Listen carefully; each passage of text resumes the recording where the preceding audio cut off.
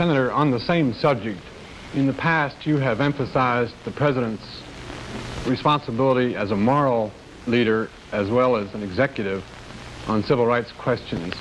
What specifically might the next President do in the event of an occurrence such as Little Rock or the lunch counter sit-ins?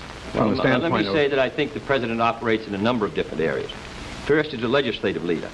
And as I just said, I believe that the passage of the so-called Title III, which gives the Attorney General the power to protect constitutional rights in those cases where it's not possible for the person involved to bring the suit.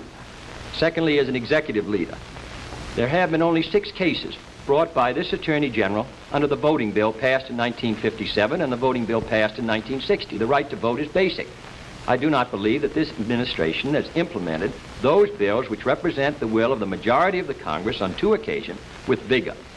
Thirdly, I don't believe that the Government Contracts Division has operated with vigor. Everyone who does business with the government should have the opportunity to make sure that they do not practice discrimination in their hiring, and that's in all sections of the United States. And then, fourthly, as a moral leader, there is a very strong moral basis for this concept of equality before the law. Not only equality before the law, but also equality of opportunity. We are in a very difficult time. We need all the talent we can get. We sit on a conspicuous stage. We are a goldfish bowl before the world. We have to practice what we preach. We set a very high standard for ourselves. The communists do not. They set a low standard of materialism. We preach in the Declaration of Independence and in the Constitution, in the statement of our greatest leaders, we preached very high standards. And if we're not going to be charged before the world with hypocrisy, we have to meet those standards. I believe the President of the United States should indicate them. Now, lastly, I believe in the case of Little Rock. I would have hoped that the President of the United States would have been possible for him to indicate it clearly that the Supreme Court decision was going to be carried out. I would have hoped that it would have been possible to use marshals to do so. But evidently, under the handling of the case, it was not. I would hope an incident like that would not happen.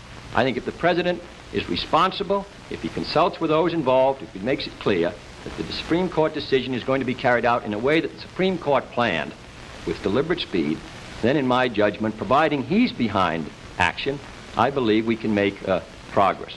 Now, the present administration, the President has said, never indicated what he thought of the 1954 decision. Unless the President speaks, then, of course, the country doesn't speak. And Franklin Roosevelt said, the presidency of the United States is above all a place of moral leadership.